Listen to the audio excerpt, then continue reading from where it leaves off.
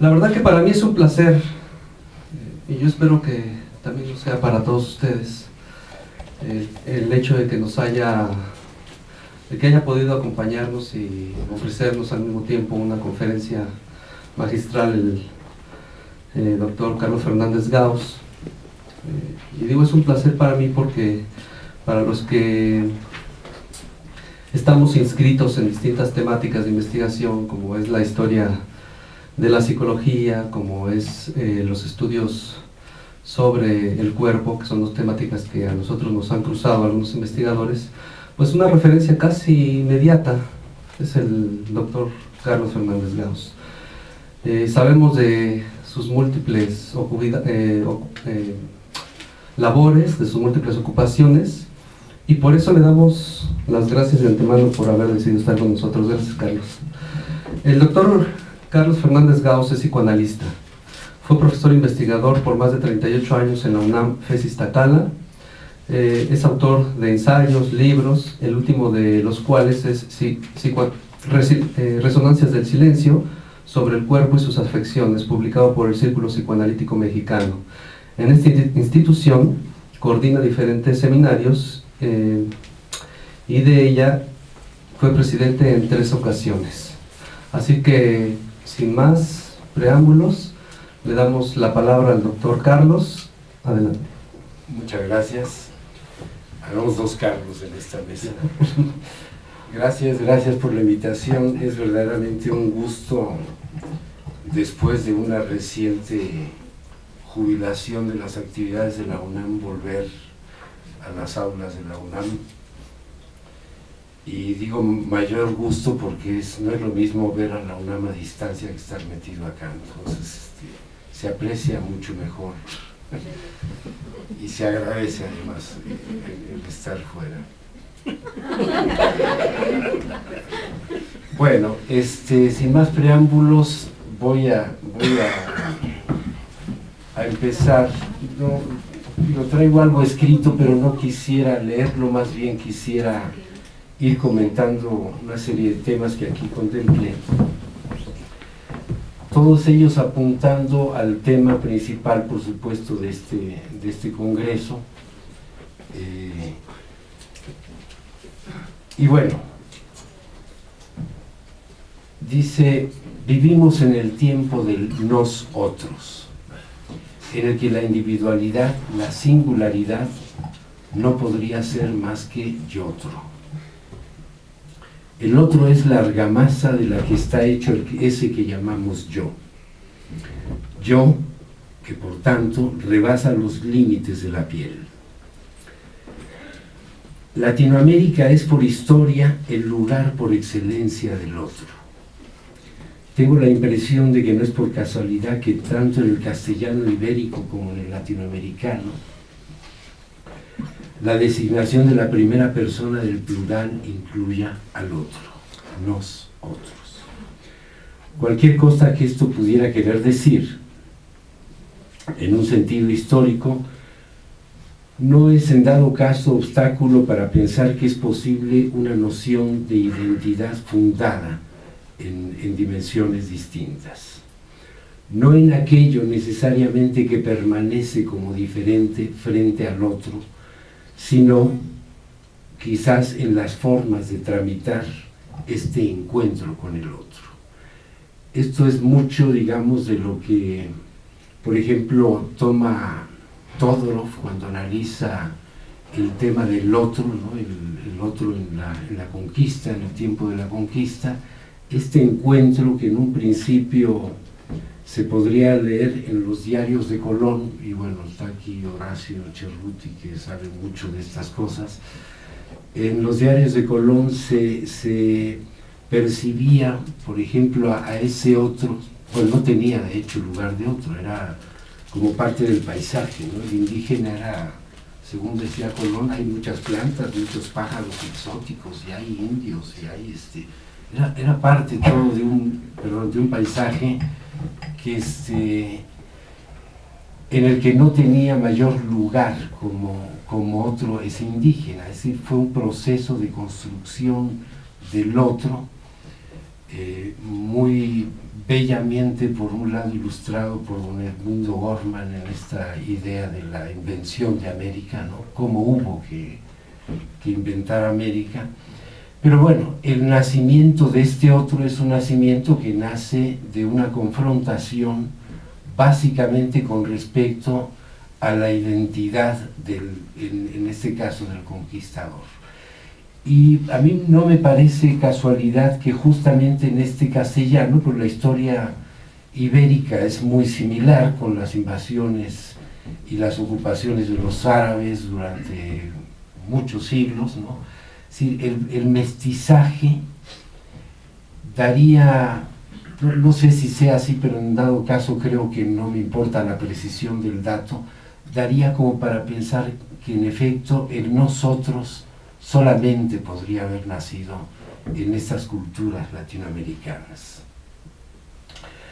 Las distintas culturas que integran nuestra sociedad, y no solo en el sentido étnico, sino las científicas, las religiosas, etc., conforman una gran gama de cosmovisiones que nos ofrecen muy diversos esquemas conceptuales para pensar nuestros problemas de la vida cotidiana.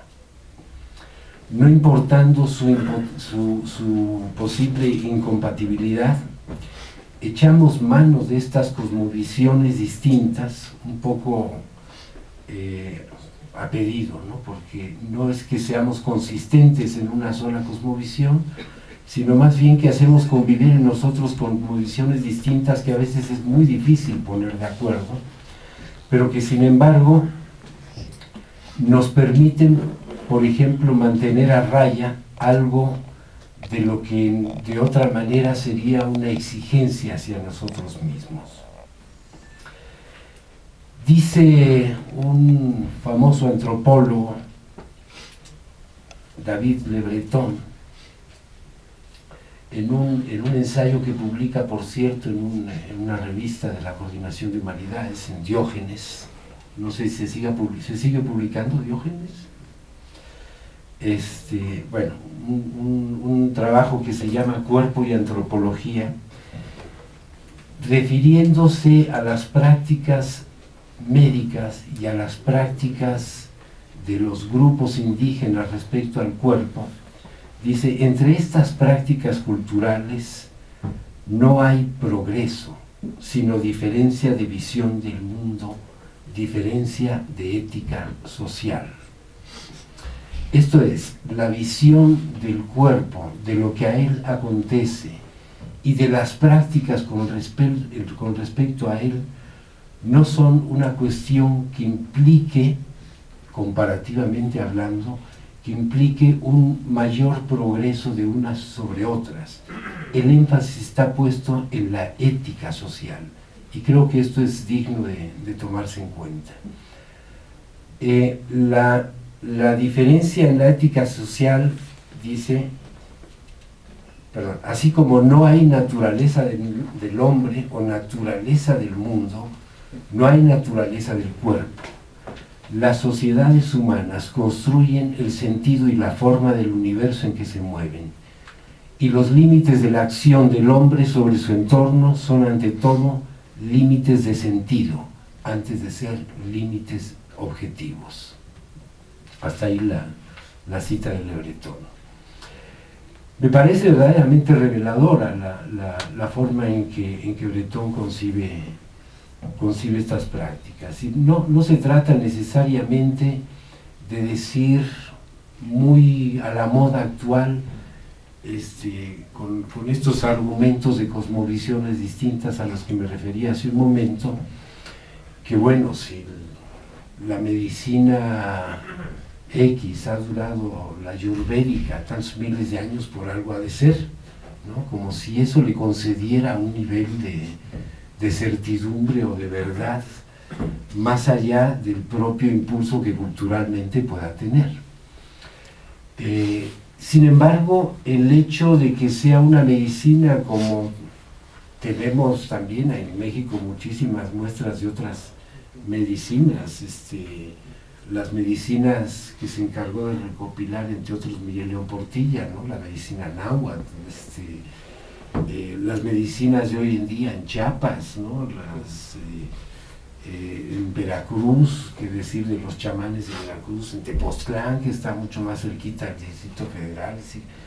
Todas estas medicinas, para las cuales hay una buena cantidad de argumentos que las podrían sostener, ¿no?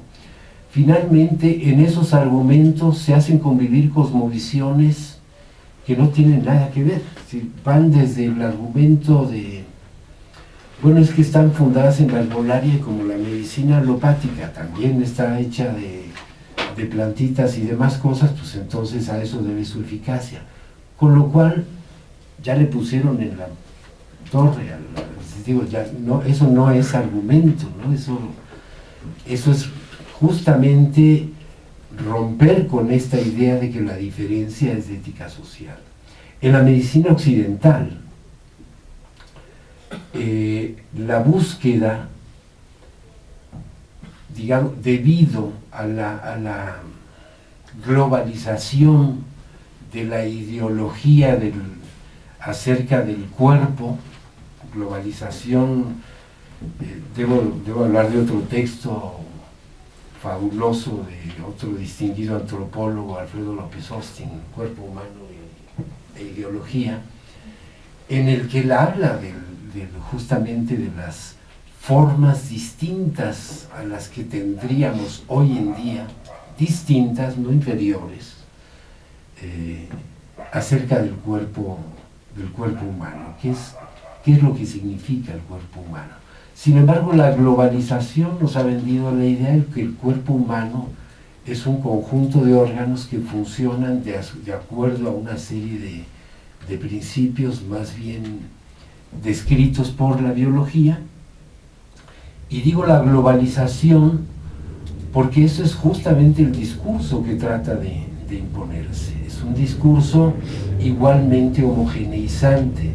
En algún sentido, diría yo, esa es prácticamente la inercia de toda esta ideología neoliberal que tiende a homogeneizar todo aquello con lo que trata, porque si no, ahora sí que la casa pierde, ¿no? La industria no tendría mayor sentido. Entonces hay que hacer las cosas homogéneas para que la industria farmacéutica pueda tratar a los cuerpos y no necesariamente a las personas. Decía en alguna ocasión un paciente mío, se los platico como anécdota jocosa, pero al mismo tiempo dramática, porque habla mucho de esto, quejándose de su mujer, que me decía: ¿usted cree, doctor? Estábamos en el súper mi mujer y yo, y de repente me dijo: bueno, tú vete a la caja que yo voy a revisar a ver qué necesito. Me decía: ¿qué pasa, doctor? Yo no sé qué pasa, pero bueno, sí, el tema no es nada más, en este caso de la esposa de este señor, ¿no? Sino es el tema de una cultura que yo llamaría del Home Depot, ¿no? Todas las respuestas están ya dispuestas. El problema es que no tenemos todas las preguntas, pero no hay necesidad de otras preguntas. Ya aquello para lo cual está hecho hasta lo que uno no ha pensado que necesita, por eso es que hay necesidad de ir a revisar a ver qué necesito, ya está respondido. Y ya está respondido, y en particular, por ejemplo, en la medicina, por el tipo de medicamentos que se producen para tratar con el cuerpo, ya están hechos. El médico, hablo de la medicina y por supuesto hay sus honrosas excepciones en esto, hablo en términos generales, ¿no? Pero el médico sabe, y esto tiene que ver por supuesto con la noción del saber, sabe de un hígado, no de mi hígado. Y sabe de un hígado hecho de estadísticas, porque solamente un hígado así puede dar pauta a una industria farmacéutica que haga medicamentos para el hígado. si no, no hay manera de hacerlo. Entonces, en esta abstracción, curiosamente, es finalmente en la que nos inscribe el discurso de la medicina y que nosotros pasivamente aceptamos. Si el médico nos dice, otra anécdota, también de un paciente que se quejaba de que había ido a ver al médico porque tenía un dolor en los músculos entre las costillas. Entonces estaba muy espantado, no sabía qué le pasaba, y llega con el médico y el médico, después de examinarlo, le dice: tiene usted una neuralgia una mioalgia intercostal. Y me dice: ¿sabe qué? Eso yo ya lo sabía, nomás que no lo sabía así en griego, ¿no? En latín, pero yo ya sabía que me pasaba eso. Ya sabía que me pasaba eso. ¿Qué me dijo el médico? Y estaba sorprendido porque además, en efecto, se tranquilizó. Su dolor disminuyó después de ver al médico. Cosa que habría que, digamos, ya ver qué está pasando ahí. Estos términos que inventó la medicina para decir, sepa el carambas qué está pasando, que es sugestión, remisión espontánea, efecto placebo, todos esos términos que en última instancia significan eso, ¿no? ¿Quién sabe qué está sucediendo? Pero está sucediendo algo. Bueno, todos esos términos, al final de cuentas, son, digamos que, una gran apuesta en la medicina. Estoy hablando por ahora de cómo se trata al cuerpo, pero no se trata al cuerpo como tal, sino se trata a un conjunto de órganos definidos estadísticamente, perfilados estadísticamente y con un funcionamiento estadístico. Podría seguir con muchas más anécdotas, muchos más ejemplos, pero ahora sí que los invito a que cada uno de ustedes acuda al personal que seguramente lo han tenido, ¿no? Bien,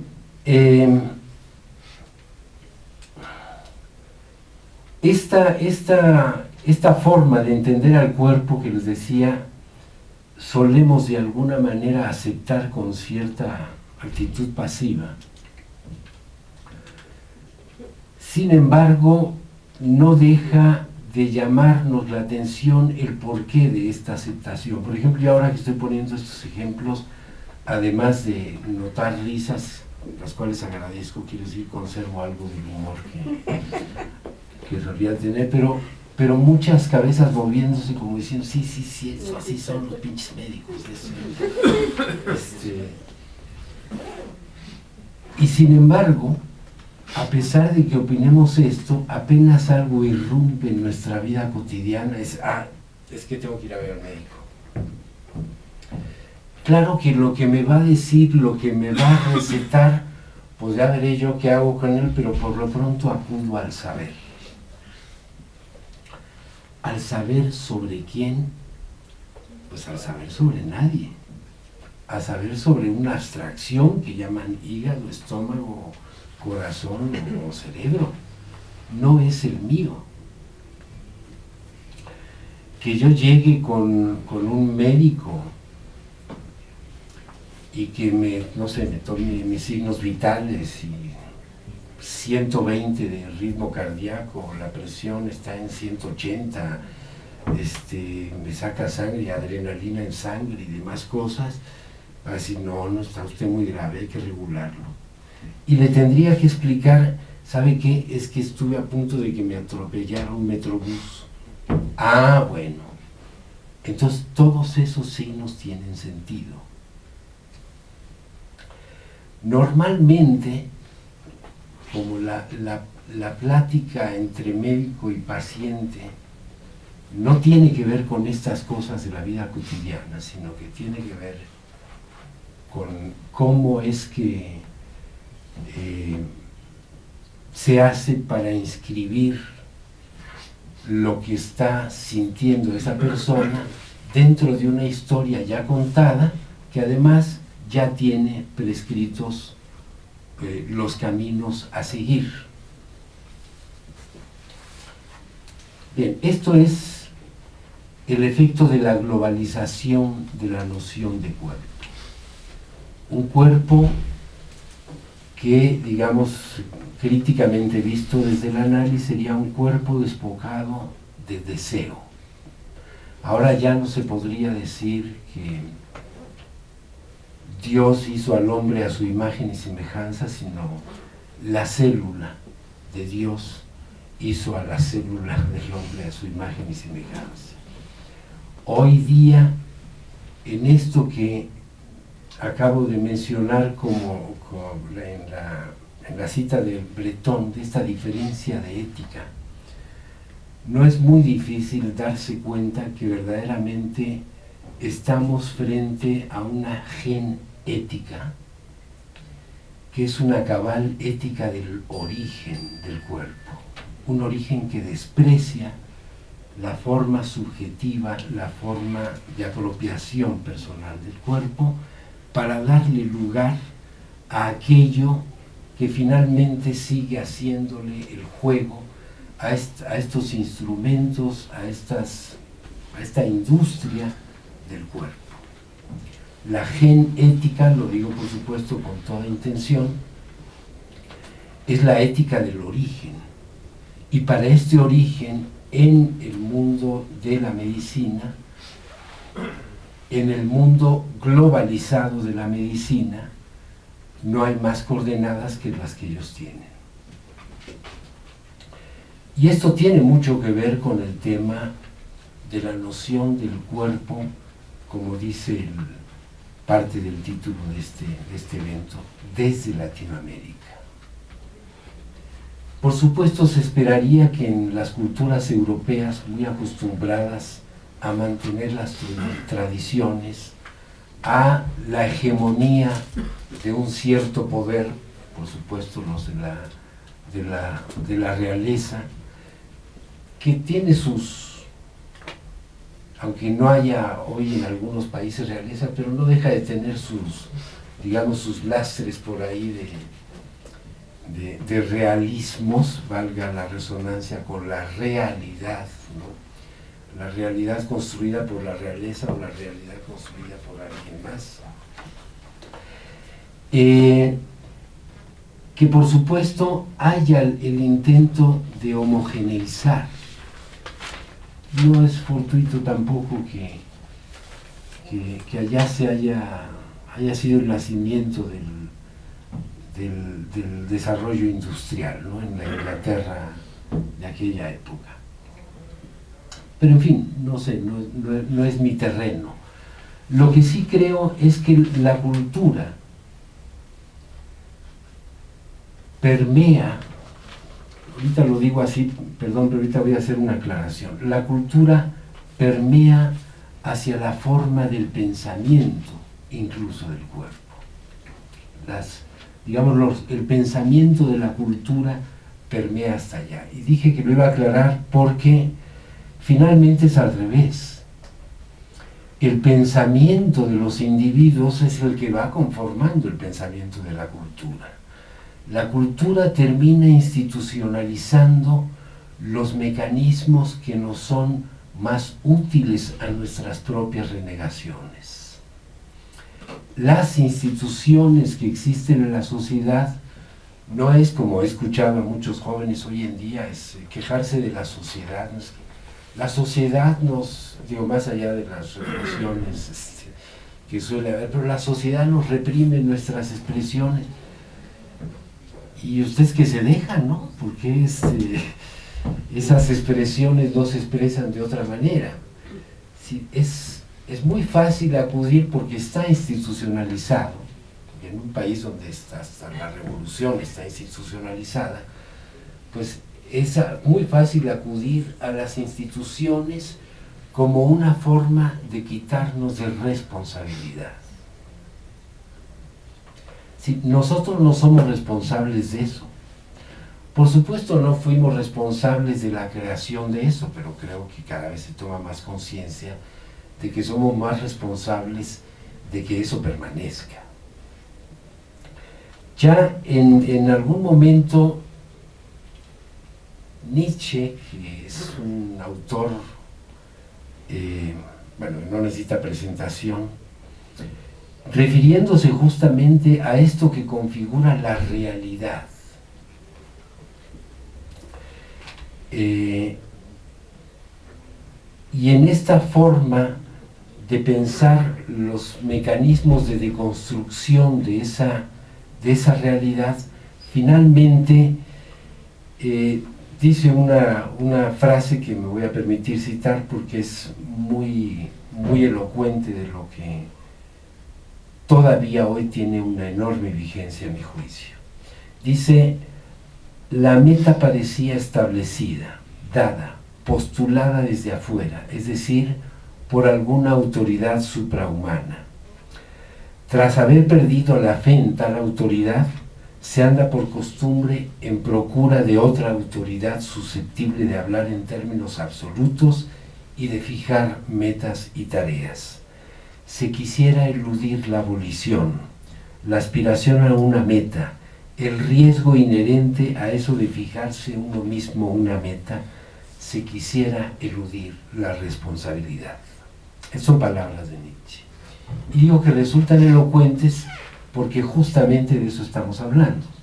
La institución valga la redundancia, se institucionaliza en la medida en que es la figura ideal en la cual podemos depositar todas las renegaciones personales como para no hacernos cargo. Así pues, lo que les voy a proponer respecto a la noción del cuerpo en el psicoanálisis tiende a cumplir dos tareas. Voy a ser muy, muy breve. Una, digamos, la desmedicalización de la cultura. La otra, la desbiologización del cuerpo.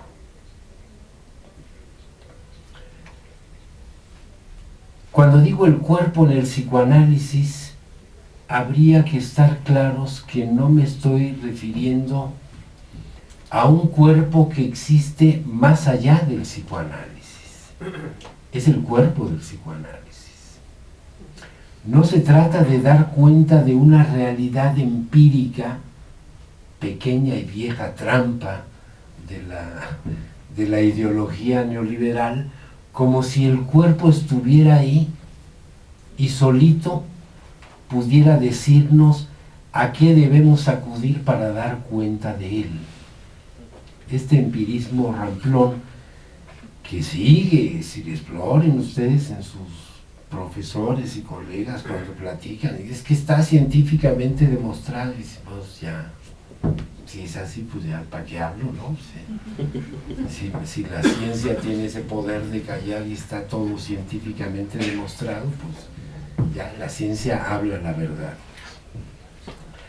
Es decir, hay muchas formas en que se cuela esto, y pensar que hay un cuerpo del que tenemos que hablar, que está más allá del cuerpo que definen las coordenadas del propio discurso que intenta dar cuenta de él, es una ilusión empirista. Esto es,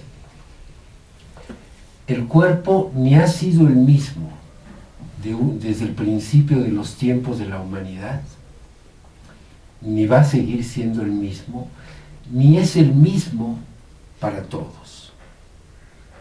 El cuerpo se inviste y se viste según la ocasión. ¿Sí? El cuerpo es algo que se pone en movimiento justamente en esta relación con el otro, como una forma de dar trámite a todos digamos, las tramas que significan este encuentro con el otro. No es lo mismo ir a ver la primera cita a la novia o a la futura novia o al novio, que verlo después de 800 veces, ¿no? Digo, ya a las 800 yo les dije, chin, tengo que ir, ¿no? ya es otro asunto. Bueno, esta investidura del cuerpo, esto que yo llamo el cuerpo se inviste para la ocasión, es justo dando cuenta de que es un cuerpo que trasciende su semblante, que cambia su semblante, que cambia su disposición, que cambia su actitud, que cambia su adrenalina y su ritmo cardíaco según la circunstancia. No es el mismo cuerpo siempre. Estamos demasiado acostumbrados a pensar que hay algo que permanece, incluso a fundar la identidad en la permanencia. Y como decía hace un rato, quizás tendremos que aprender a pensar en la identidad en el modo de las fluctuaciones, en el modo de los intercambios, en el modo de tramitar esto a lo que la presencia del otro nos confronta. Y eso incluye al cuerpo. Es decir, el cuerpo que yo vivo y que puedo decir que es mío, por supuesto, frase de por sí enigmática que valdría la pena desmenuzar, es decir, porque el cuerpo no es del mismo, el cuerpo pertenece a alguien y por tanto ese alguien es más que su cuerpo. Y esto es lo que hace introducir desde ideologías muy esotéricas hasta pensar las cosas más seriamente y decir, claro, es que está el otro. Y esa argamasa de la que estamos hechos es algo que me hace diferente de mi propio cuerpo. El cuerpo no podría decir, yo me tengo a mí mismo. Solo tiene que decir algo diferente del cuerpo. Bueno. Este cuerpo se inviste, se reviste y se viste para cada ocasión. Es un cuerpo cambiante. Nos podemos reconocer, como para no perder de vista la cuestión tan importante de la identidad, a ese que llamamos yo, en la medida en que hay ciertas fluctuaciones, no permanencias, no es por diferencias, no es nomás frente a un espejo como muchos. Iba a decir un chiste muy psicoanalítico, pero no, mejor me lo ahorro. Voy a herir susceptibilidades de algunos colegas. Basar las identificaciones más en la forma en que variamos, más en la forma en que fluctuamos en este frente al otro, que en aquello que permanece como un simple rasgo fisonómico que no da para mucho. Nos movemos no en una realidad como tal, sino en una realidad de sentido. El sentido es lo que nos importa. No es la acción en particular, no es el objeto en particular. Yo me comporto respecto a cómo vivo esa realidad, no a cómo es la realidad. Cómo es no tengo ni idea, ni tengo manera de saberlo. ¿Qué sentido tiene para mí? Eso es lo que me da la pauta para poder hacer algo con eso. ¿Cómo la siento? Por eso cuando aparece esta ciencia diciendo que ya está demostrado que la realidad es así, pues ya no hay nada que discutir. Alguna vez decía que el loco no es el que pierde la razón, sino el que la tiene toda, ¿no? Y esa es la bronca justamente con eso. La locura de tener la razón hoy día es como la locura más frecuente. Todo el mundo tiene razón. Bueno, este sentido en el que nos movemos incluye al cuerpo. El cuerpo tiene un sentido personal. El cuerpo no se nos ofrece, como no se nos ofrece ningún objeto. No, la realidad no se ofrece. No es una prostituta barata que viene aquí a decir, mira, poséeme y ya, ¿no? No. la realidad no se ofrece porque hay que preguntarle en el mejor de los casos. Y en la pregunta está ya formulada implícitamente una noción de realidad que nos va a responder en consecuencia. Es decir, vamos a cosechar lo que sembramos, no puede ser de otra manera. Entender, curiosamente, en su origen etimológico, la palabra entender quiere decir como poner un tendido, a eso se refería en las transacciones comerciales de la antigüedad, ¿no? Poner un tendido en el cual colocar las cosas, un tendido que por lo regular tenía, fíjense cómo lo voy a decir, tenía marcados ciertos espacios que daban cuenta de la cantidad de objetos que se ponían en ese lugar, que se llamaban razones. La razón todavía se conserva en la idea de la matemática, razones y proporciones, una comparación de cantidades.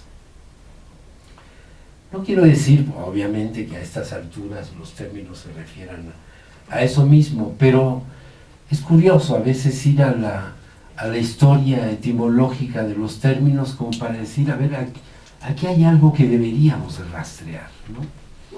Porque este entender es poner en un tendido, y eso incluye a toda teorización posible e incluye al propio psicoanálisis.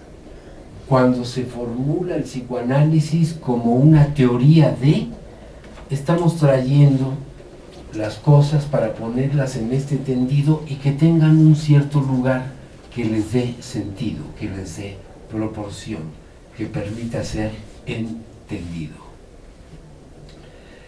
Este lugar de entendido no es el lugar, y quisiera hablarlo en estos términos, no es el lugar al que se suele acudir en el psicoanálisis. El psicoanálisis es un discurso teórico, sí, pero es un discurso teórico sustentado en una clínica que es justo, casi diría, el reverso de este discurso teórico. Al decir el cuerpo en el psicoanálisis parecería estar diciendo cómo estoy entendiendo el cuerpo en este tendido del psicoanálisis. Y justamente en la clínica lo que sucede es al revés. En el momento que yo entiendo algo, se acabó la clínica. La clínica exige una renuncia a entender, justo para dar lugar a la palabra del analizante. Si yo entiendo algo de eso, ya le volqué encima en cascada toda una teoría con la cual ahora se va a pensar, y estoy haciendo justamente aquello que estoy criticando del discurso médico, por ejemplo. El discurso médico sí lo hace así. Ah, lo que usted tiene es esto y esto y esto y esto y esto, y claro que logra efectos. Pero sería un poco inútil decirle a un paciente, ¿sabe qué? Usted tiene un edipote del tamaño del mundo. Bueno, sí, ¿y ahora qué? ¿No? ¿Qué hago con eso? Todos tenemos además un edipote del tamaño del mundo. Ese es el mundo, por eso. Bueno, entonces, hablar del cuerpo en el psicoanálisis es hablar de un sentido posible del psicoanálisis, como si habláramos del sujeto en el psicoanálisis. El sujeto del psicoanálisis, por supuesto, no es el sujeto de otro discurso, no es el sujeto de la sociología, de la antropología, no, es el del psicoanálisis.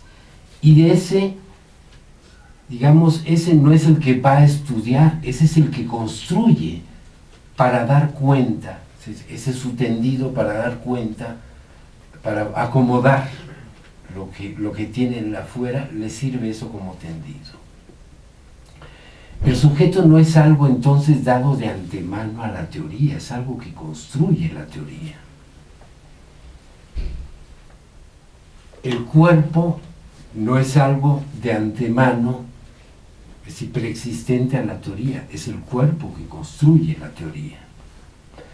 que tenga efectos sobre el cuerpo real, esto es una ganancia secundaria, diría yo. Qué bueno.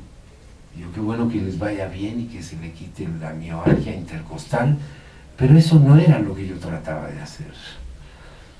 Lo que yo trataba de hacer es que en lugar de yo decirle, a diferencia, digamos, del discurso médico, de cuál es el curso que van a tener los acontecimientos a partir de ahora, ¿sí?, de inscribir eso que sucede en una historia ya contada, como lo hace la medicina, lo que hago es más bien dar oportunidad a que se construya una nueva historia. Y en eso ya tengo muy poco tiempo. Bueno, en la construcción de esa nueva historia, no va a ser una historia oficial, por supuesto. Es la historia marginal, pero es la historia, ahora sí, de esa persona con ese hígado, con esa mialgia que es suya. Eso es lo suyo. Ahora sí que literalmente hablando, sí, es suyo, eso es ella, eso es esa persona. No es simplemente un espacio donde un discurso puede certificarse, no, es justamente el lugar, la posibilidad de interrogación de estos discursos. Esto es, a fin de cuentas, lo que Freud descubre desde un inicio. El síntoma histérico, como todos ustedes saben, que fue lo que puso de cabeza al saber médico, es como la obligación de decir, pues no sé nada, lo que hicieron los médicos en un principio. No sabe nada y por tanto uno diría, qué bueno, porque eso da oportunidad a que algo el propio paciente pueda saber del mismo. Lástima que en el proyecto de Freud, también científico, existiera esta idea de convertir al psicoanálisis en una ciencia y entonces elaborar una serie de categorías que de repente igualmente se convierten en universales, entre ellas el Edipo, como si eso nos sirviera en la clínica. Se los digo sinceramente, llevo muchos años trabajando en la clínica. Por supuesto, jamás se me ha ocurrido decirle a un paciente que tiene un Edipo del tamaño del mundo, aunque sé que sí lo tiene. No, sino que es justamente la tentación es resistirse al saber, ¿no? Decir, bueno, ¿de qué me sirve? De nada, no me sirve a mí ni le sirve a él. A mí después a lo mejor me servirá para hablar una conferencia sobre el Edipo y sus consecuencias y el sepultamiento del Edipo. Pero al paciente no le sirve para un carambas. ¿Qué va a hacer con eso? Es decir, las teorías no sirven. Aparentemente no sirven. Acababa yo de poner el ejemplo de la mialgia intercostal. No es teoría, es un mero cambio de términos, poner en latín lo que originalmente estaba en español, lo cual le da ese toque medio mistérico, ¿no? Algo que hay que descifrar y quiere decir que sí sabe, ¿no? Si lo dicen en latín, vaya que sí sabe, ¿no? Pues, hasta latín habla, latín, latón y lámina ganalada, todo se puede hablar. Bueno, Freud mismo sabía de esta, digamos, tendencia a la universalización, a la generalización. Era de su interés hacerlo, pero también habrá que decirlo con toda justicia, Freud era mucho más cauto de lo que muchos de sus críticos sospecharían hoy en día. Y digo mucho más cauto en la medida en que no es por la vía de la generalización, finalmente, donde se agota el tema del psicoanálisis. Ese es como un momento, y para él mismo es un momento de la teoría. Por supuesto, la clínica no la lleva a cabo así. Dicho sea de paso, Freud era por confesión de parte, no lo digo yo, pero él mismo decía, que a mí la clínica me aburre. Por eso los tan famosos análisis que hacía Freud a gente como Mahler, en una tarde se lo despachó y lo analizó, y uno dice, ay, y ahora dura años, como Freud en una tarde. Pues sí, y Freud confesaba, sí, es que me aburre, entonces los despacho rápido, ya, para que me dejen trabajar, para que me den tiempo a trabajar. El interés de Freud estaba en la teoría, por muchas razones. Estaba en una teoría, además, que ni siquiera era una teoría de los individuos. La verdadera preocupación de Freud era una teoría social, de la sociedad pensada como los productos de la cultura. Eso era lo que me interrogaba verdaderamente a Freud. Por eso a cada rato iba de las obsesiones a las prácticas religiosas, de las histerias, si todo estaba finalmente de alguna manera vinculado. Su famoso trabajo de psicología de las masas y análisis del yo, era como decir, a ver, dejémonos de cosas, no hay psicología individual ni psicología social, estamos hablando de lo mismo. El otro tiene, decía Freud, en ese lugar de enemigo, de aliado, etc. En cada persona. El otro es cada persona. Bien, entonces era muy cauto Freud. La clínica la llevaba de una manera, la teorización era otra cosa.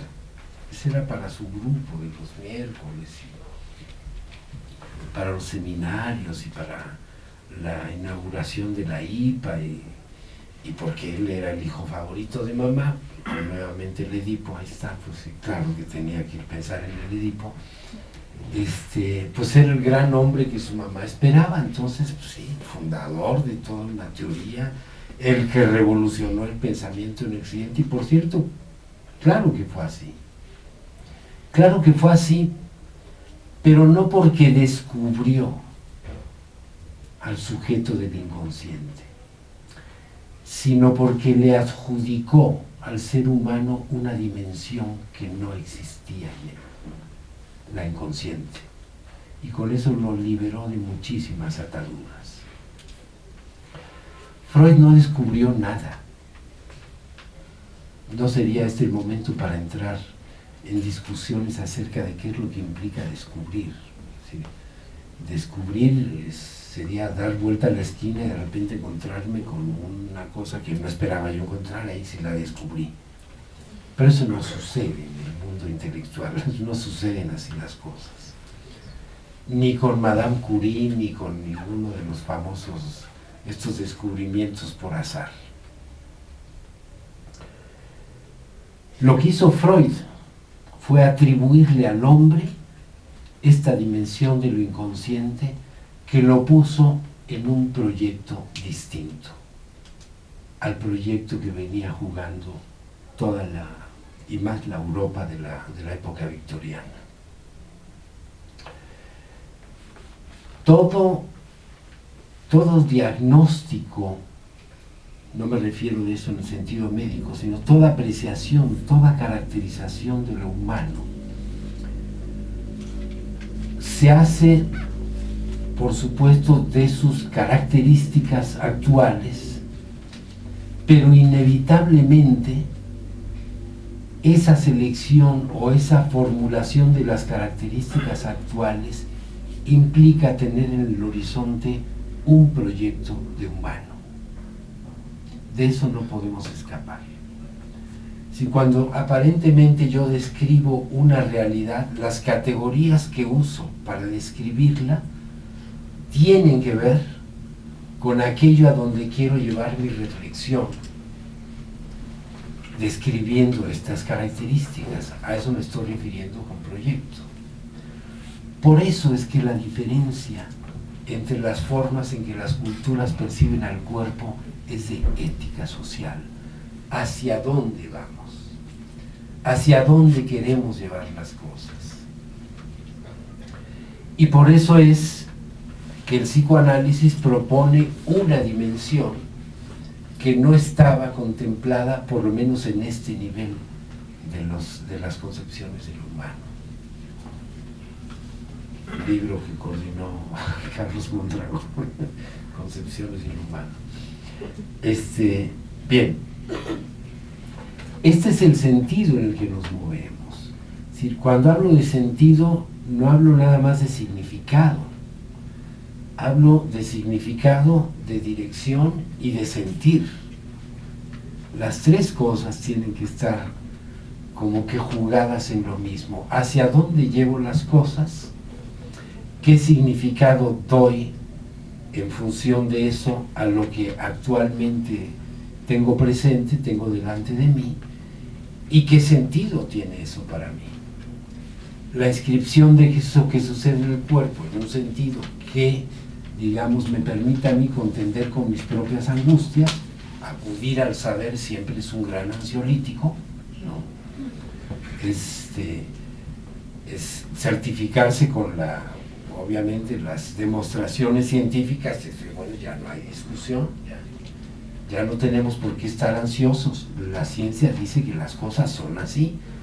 Bueno, ya no tengo yo nada que hacer así. Ese sentido de las cosas es el sentido del que nos hemos imbuido.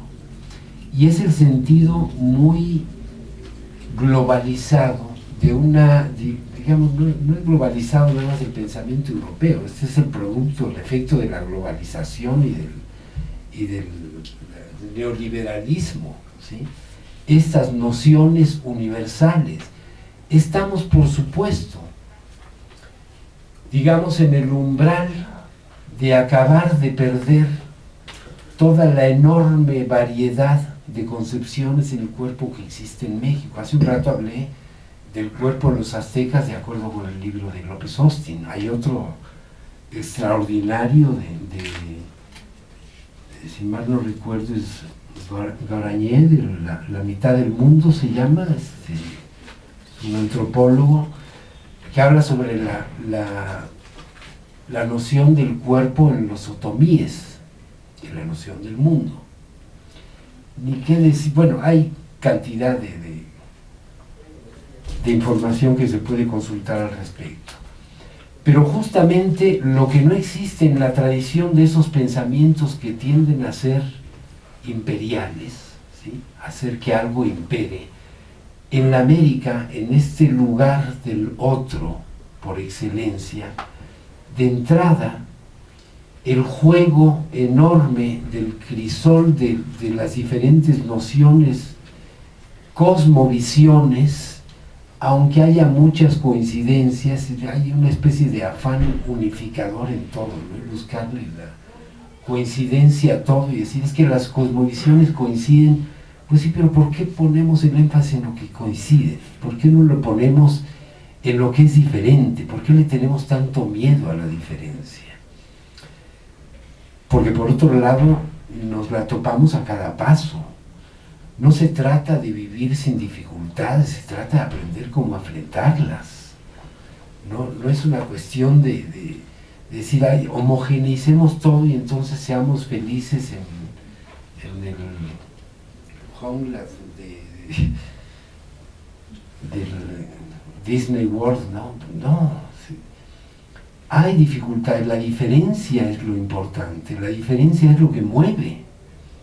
Lo otro es, analíticamente, diríamos, pura pulsión de muerte, lo que está estático, no tiene a ningún movimiento.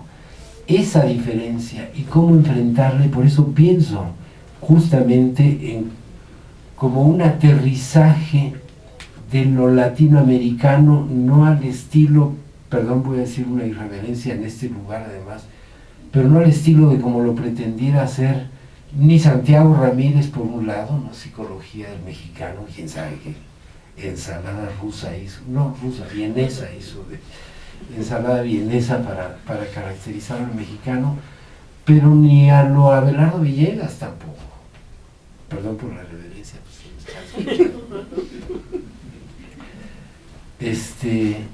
sí, no se trata de ir por los rasgos en positivo. No se trata de decir qué es lo que permanece. ¿Por qué no vamos a lo diferente? ¿Y cómo se tramita eso diferente? ¿Cómo se desenvuelve eso diferente? A lo mejor ahí podemos, no estoy diciendo que esa sea la salida, hay muchísimas salidas, pero seguramente nos vamos a topar con cosas muy interesantes.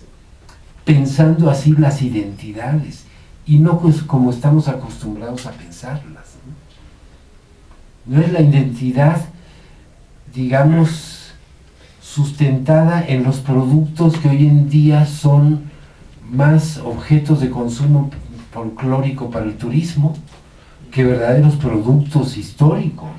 ¿Sí? Vamos a lo que está atrás de la producción de esos productos.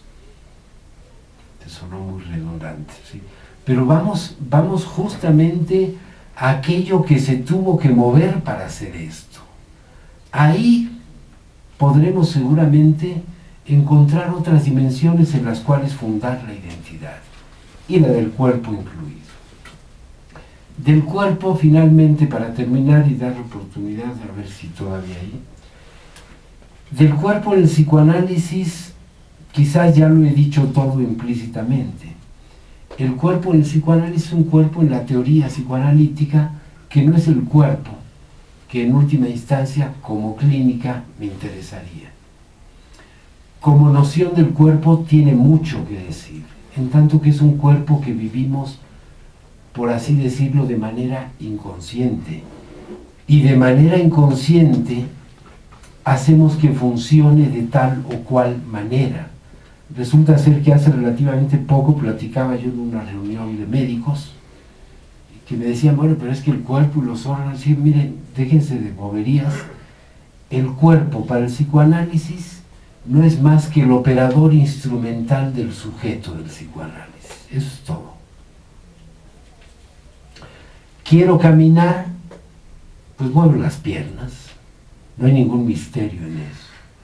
No tengo por qué llamar psicosomático cualquier cosa que esto quiera decir, ¿no? A esta especie de efecto misterioso entre el mundo de lo no tangible, que es lo psíquico, y lo... No. Cuando hablo muevo el aire y no se me ocurre llamarle eolosomático o psicoeólico, ¿no? Esas son las locuras a las que llevan ciertas nociones del cuerpo.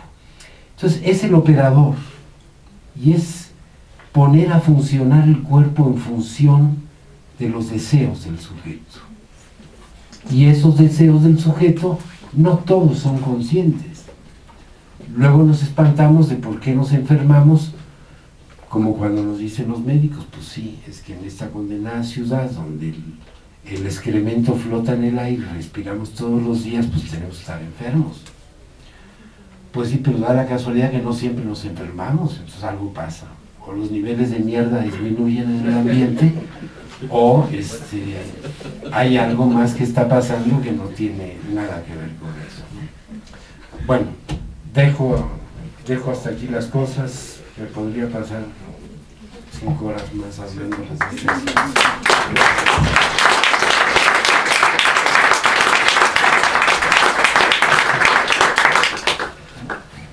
Pues agradecemos al doctor Carlos. Vamos a dar una ronda de preguntas, no sé cuánto tiempo tenemos, pero vamos a dar una ronda de preguntas.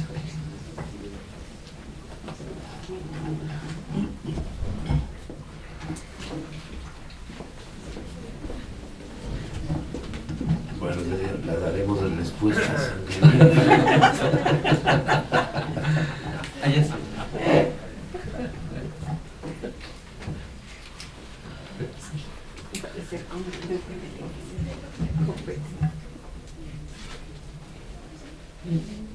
Sí, buenas tardes. Muchas gracias por su conferencia. Bueno, etimológicamente, enfermedad proviene de encerrado o no, o hasta dónde puede dársele una categoría, por así decirlo, más que categoría, una asociación metafórica de encerrado, ensimismarse, no fluir, ¿no? Y por ende no asumir esa diferenciación, o sea, de algún modo esa enfermedad está hermética, ¿no? Está sin dejar entrar, pues, a la diferencia como tal. pero creo que es Fernando Sabater quien dice que la salud es para usarse, ¿no? O sea, para gastarse. Entonces, quien quiera fumar y utilizar su salud de ahí como un goce, pues ahí hay un sentido también.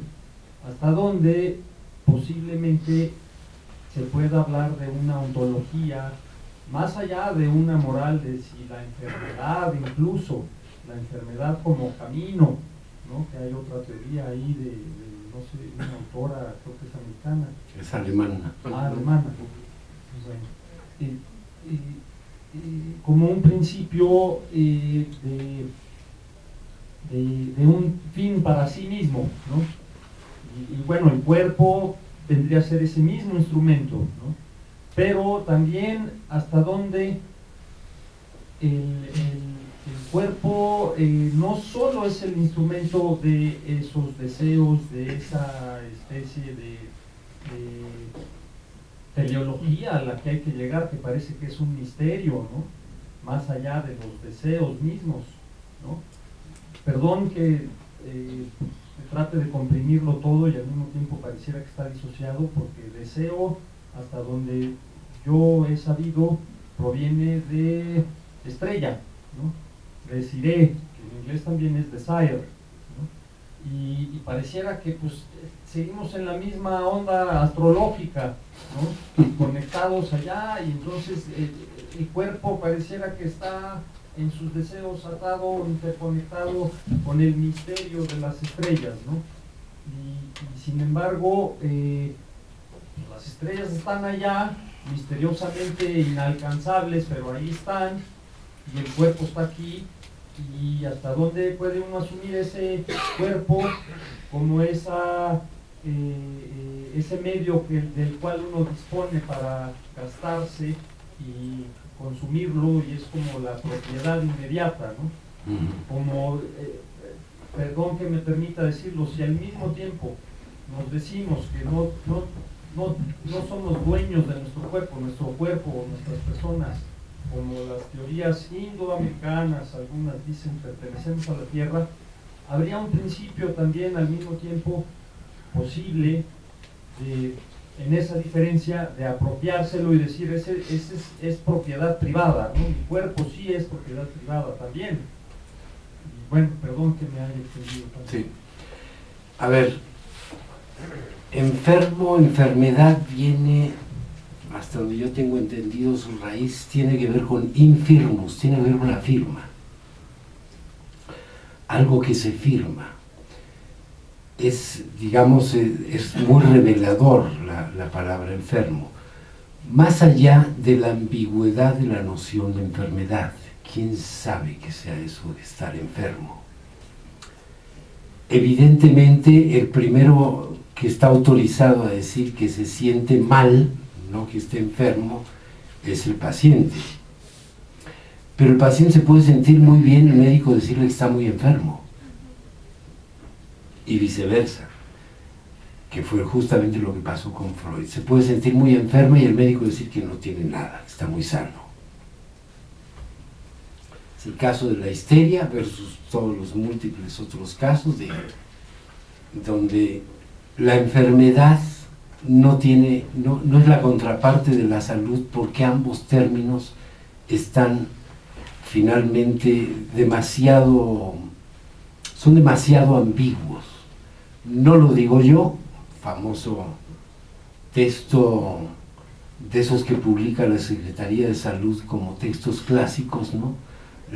Se llama Enfermedad y Civilización, de un tal Sigerist, pero uno más famoso aún, que es de George Canguilhem, que se llama Lo normal y lo patológico, donde la noción de enfermedad, de la patología, queda verdaderamente, no iba a decir contradicha, pero no es contradicha, por lo menos puesta en cuestión radical. Es decir, no hay un modo de definir la enfermedad. Podríamos acudir también al texto de Foucault de enfermedad mental y personalidad, ¿no? Es igual, el cuestionamiento de la noción de enfermedad. Y así puedo hacer una larga lista de eso. Lo curioso es que en efecto tiene que ver con algo que es firma, y yo diría confirma y afirma. Ese es el sentido de la enfermedad. La salud en consecuencia. ¿Quién sabe qué es eso que tengamos que gastar? A lo que se refiere Sabater, ¿no? La salud está hecha para gastarla. Digo, me parece una frase, por supuesto, muy ingeniosa y que procuraré seguirla al pie de la letra, pero no sé ya, pensado en términos muy concretos, qué querría decir salud. Voy más a la cuestión de la enfermedad entendida como patología. Patología viene de patos, no me estoy poniendo particularmente etimologista en ese sentido, sino que son cosas que son muy reveladoras. Y de patos también deriva pasión, no es fortuito. Muy bien podríamos decir que la enfermedad es una pasión, la patología es una pasión.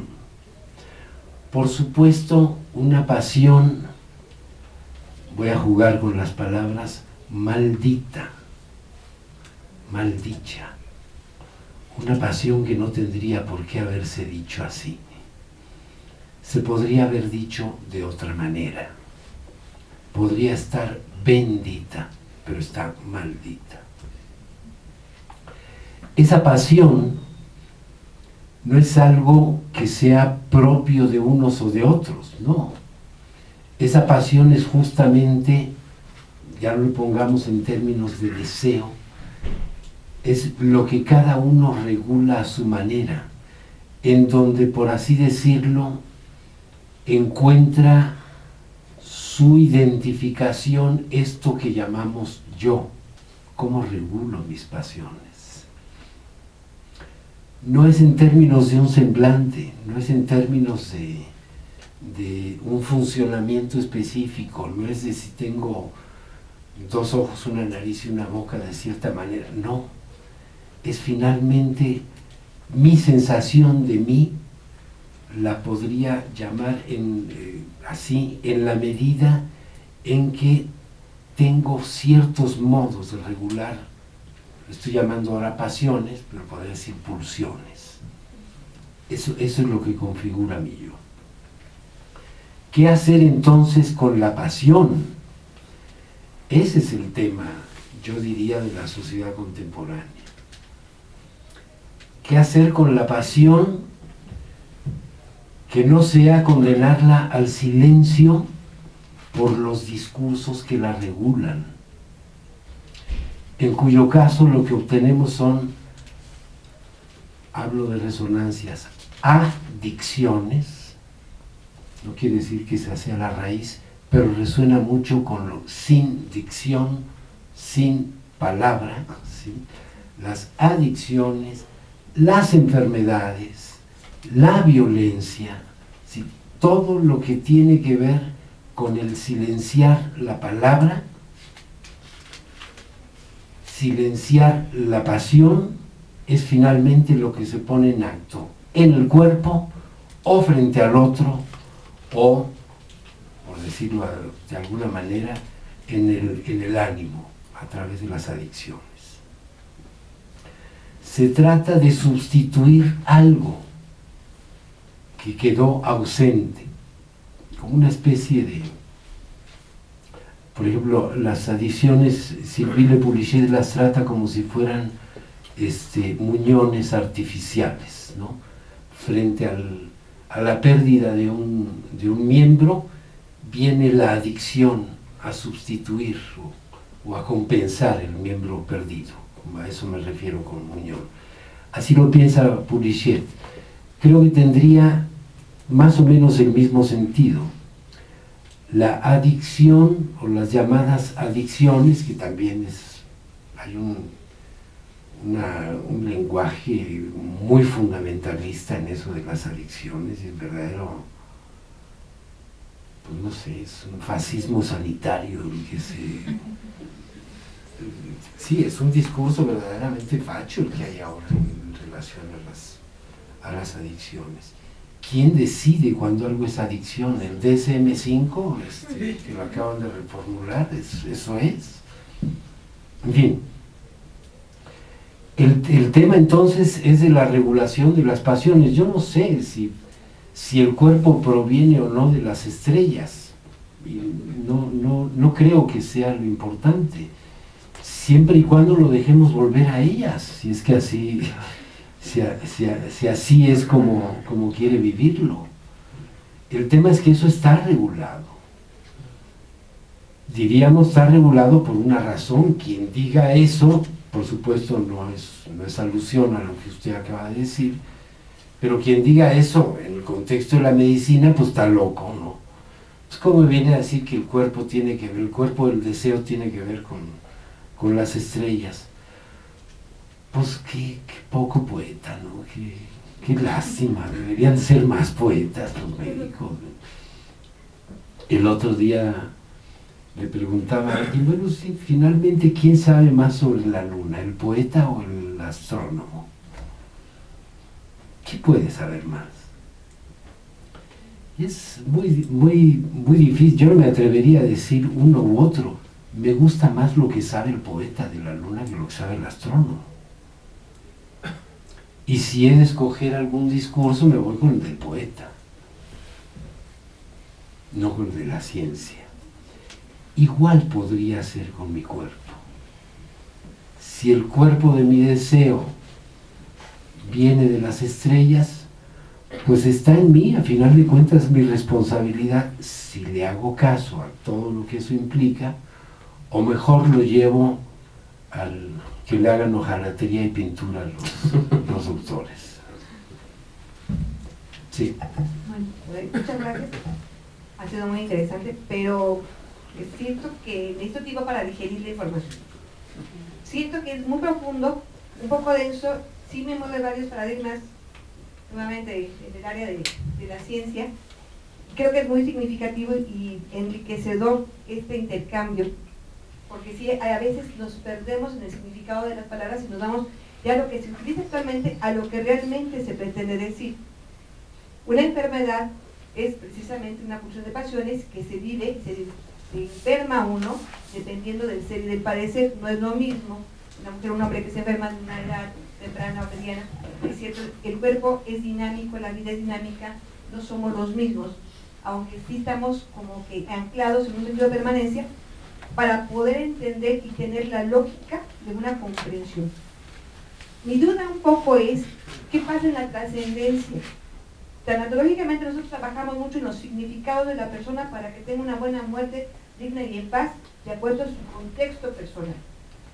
A veces el trabajo teórico viene siendo innecesario o como que no tiene ya un sentido de ser en la comunidad por la colectividad, por la socialización de un concepto, sino en lo individual. Sin embargo, me gustó mucho lo que maneja en cuanto al cuerpo, que también genera cultura. No tanto la cultura tiene una manifestación concreta en el cuerpo, sino que también el cuerpo incluye, modela y garantiza una cultura. Entonces es muy interesante ahora cómo lo combino en el sentido de una trascendencia. Gracias. Ah, pues no sé. Sinceramente no sé. ¿Cómo creo que usted que está trabajando esos temas tendría que buscarle, si es que le sirve algo de eso? Nuevamente es un tendido, es un entendido, pero no es una fórmula. Si algo le sirve a usted de eso, pues digo, yo no sé de tanatología, pero pues ahora sí que le correspondería a usted, no. Se lo digo con toda honestidad, no sé cómo podría hacerle, pues quién sabe. Pero qué bueno, si algo le sirve, si le da ideas, bueno, yo creo que cumple un propósito ya esta plática. Sí. Mi pregunta va con relación a las instituciones. ¿De qué tipo de instituciones necesitaría el cuerpo actualmente para hacer algo así? A ver, estamos hablando de el cuerpo, nuevamente como si hubiera el cuerpo. A mis alumnos de la formación ahí en el círculo que me dicen, ay, vamos a ver clínica de las neurosis. Le digo, pues no sé, las neurosis no vienen a mi consultorio. Viene una persona que si acaso yo podría poner en el entendido de la neurosis, si acaso, pero como no me va a servir de nada ponerle ese entendido, viene una persona. Bueno, igual, estamos hablando de el cuerpo como si estuviéramos hablando de la misma cosa. Aparentemente hay una referencia común. Piensen ustedes, nada más que un momento, ¿a qué nos podríamos estar refiriendo cuando decimos el cuerpo? Desde el principio dije yo, en este tiempo del nosotros, el singular necesariamente tendría que ser yo otro. ¿Dónde está mi cuerpo? O me refiero nuevamente a la masa de carne limitada por la piel, y esa es la tentación, es decir, eso me ofrece algo tangible, concreto, una historia ya contada en la que ya sé cómo moverme. O me refiero a la manera particular en que cada quien vive. Cuerpo, volviendo a las etimologías, cuerpo entre sus orígenes etimológicos es equivalente a cadáver. Fíjense qué curioso. El cuerpo es el cadáver. Al cadáver hay que darle vida. Pero la vida no es la vida biológica nada más. Un cuerpo lo saben los psicólogos, lo saben las enfermeras, lo saben las mamás. Un cuerpo que no entra en relación con otro, muere. Entonces no es nomás biología, o por lo menos la biología hasta hoy no alcanza a dar cuenta de ese tipo de cosas, ¿no? La biología no pudo dar cuenta de lo que pasó con la histérica, famoso caso de Ana O, de Freud o con Dora, ¿no?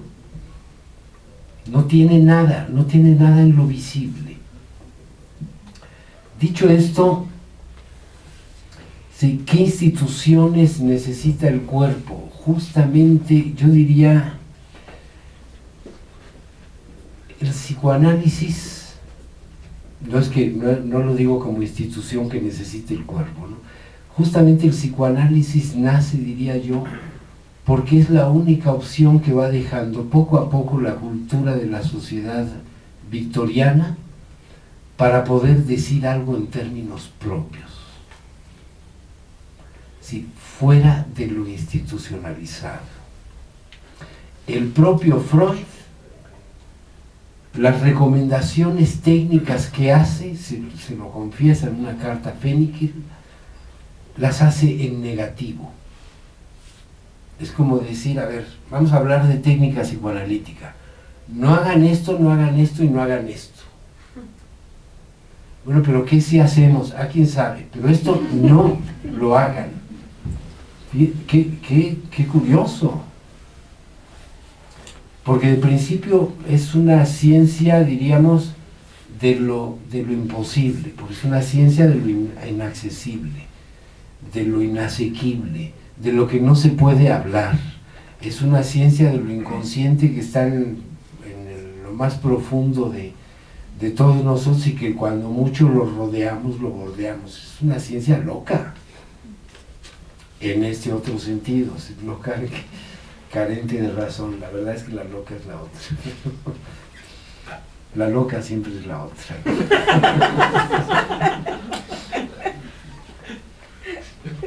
¿Qué institución necesita? No, yo diría,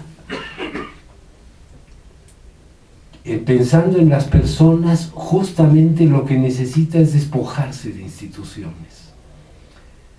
Empezar a hablar para sí. Ese es el espacio que le procura el psicoanálisis. Empezar a hablar para sí y en sus propios términos. No es necesario que le traduzcan, sea al latín o al lenguaje del Edipo, lo que le está pasando.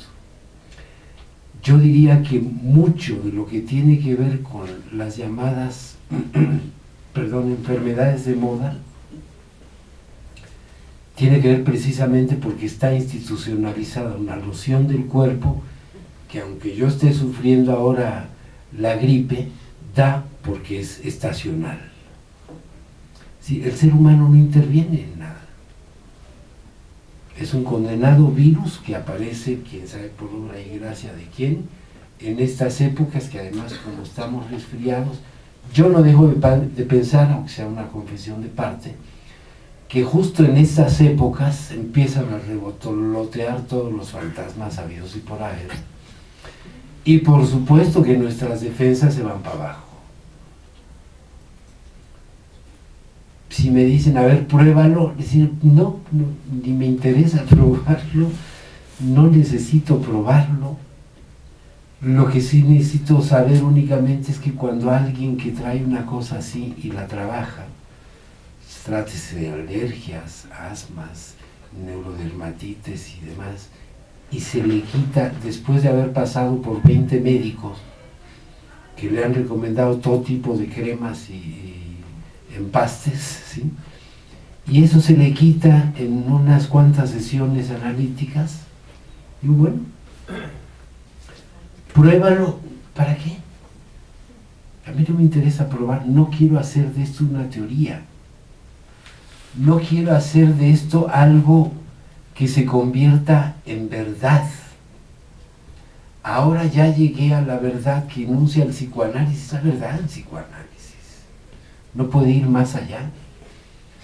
Pero no quiero que, digamos, se inscriba ahora en el circuito de las terapias breves y de emergencia, ¿no? O de las terapias herbolarias, o de las terapias esotéricas, o de los imanes, y el psicoanálisis, ¿sí? Se lee café, se leen cartas y se hace psicoanálisis.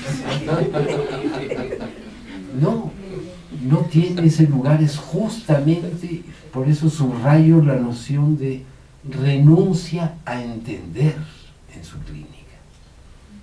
¿Algo puede decir de lo que implica esa renuncia a entender? Sí, eso es la teoría del psicoanálisis, no más. Por eso Freud dice las cosas en negativo. No vayan a hacer esto. ¿Qué sí podemos hacer? Pues lo que Dios les dé a entender, pero esto no, ¿sí?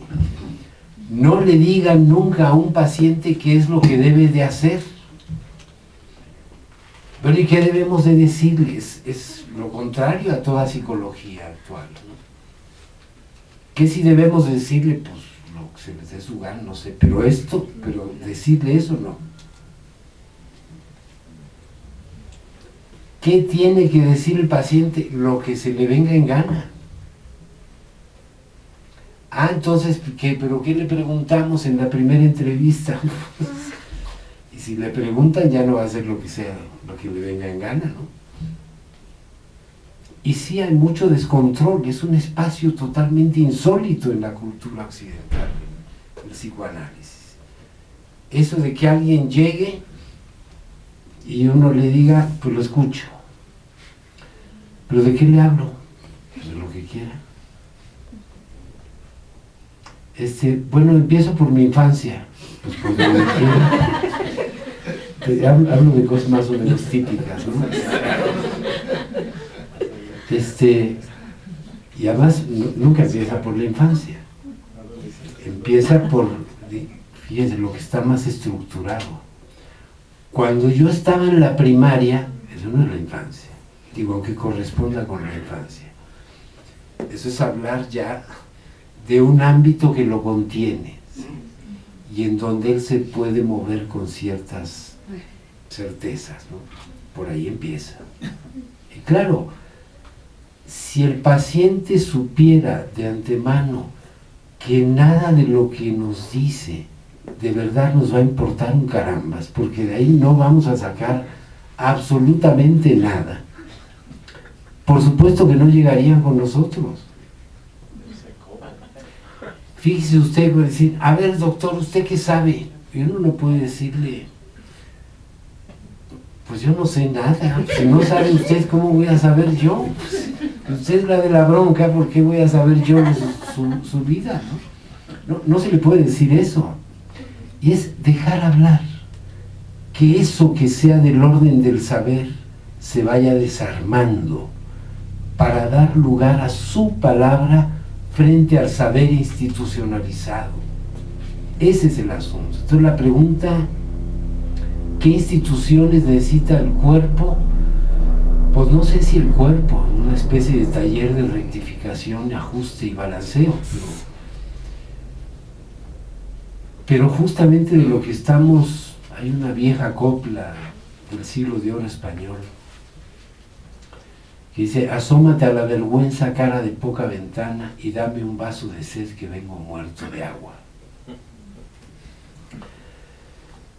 Estamos verdaderamente sedientos de sed.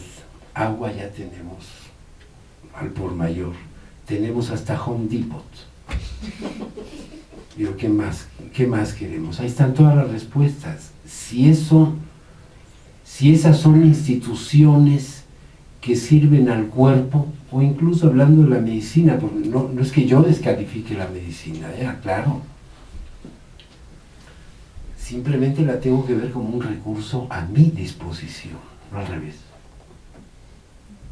No para que me digan los médicos, como suelen decir, espero que no hayan pasado eso, ayúdele a la medicina. Yo diría, pues que no era al revés. No, la medicina no me iba a ayudar a mí. Ahora yo le tengo que ayudar a la medicina. ¿Quién está pidiendo ayuda? Es casi como decir, no me haga fracasar porque si no, no voy a tener de dónde agarrarme para poder seguir trabajando en lo que trabajo. Eso es un pedido de auxilio del médico, no de la medicina. Ayúdeme a poderme conservar en esto que estoy haciendo, porque si no sale con usted, entonces yo no sé qué voy a hacer. Entonces, ¿qué instituciones necesita? No me atrevería a formularlo, diría simplemente las menos posibles.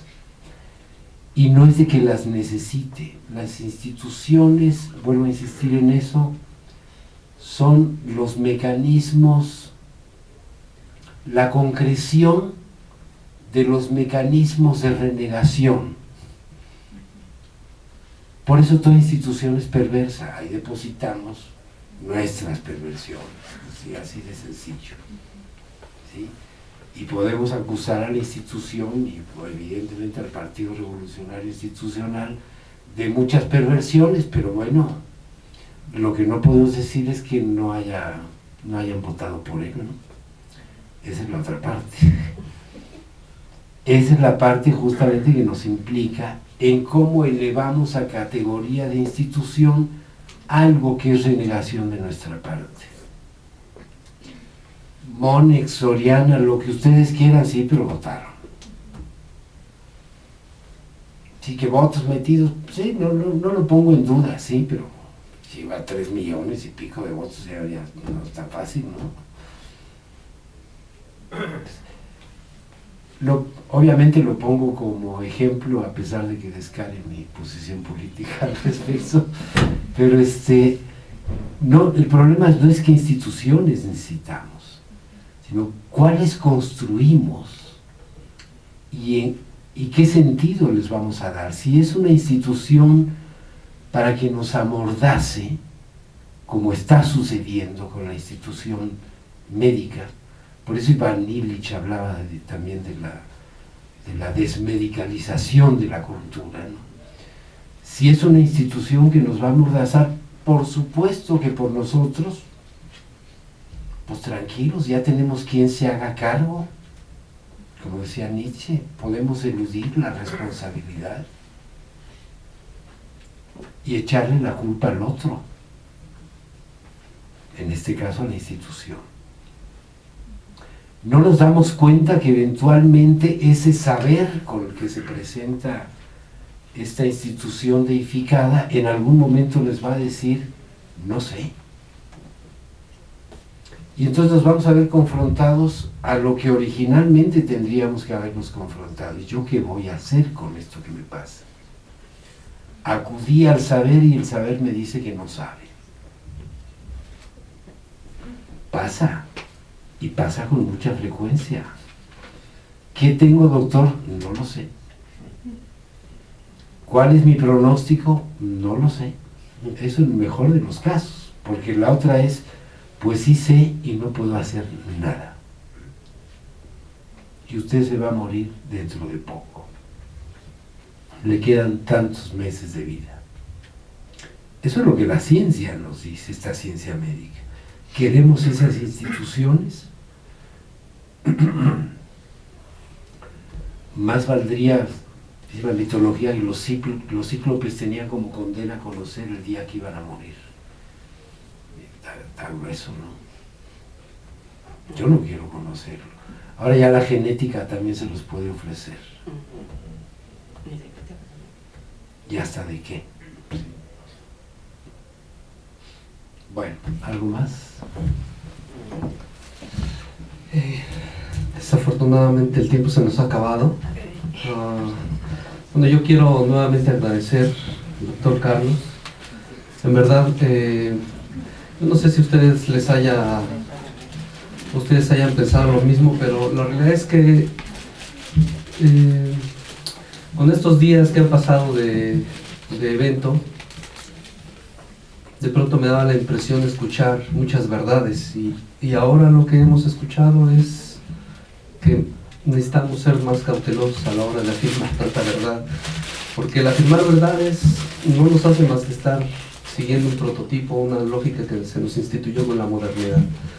Así que agradezco por la conferencia, agradezco porque esto nos permite seguir investigando, agradezco porque esto nos hace pensar que para los estudios corporales todavía hace falta mucho por comprender. Les invito a que se queden al siguiente evento, al siguiente y último evento, que tiene que ver con un performance que nos va a hacer nuestro amigo colombiano Oscar. Le damos un tiempo para que se prepare esto y no dejamos, insisto, de agradecerle al doctor Carlos.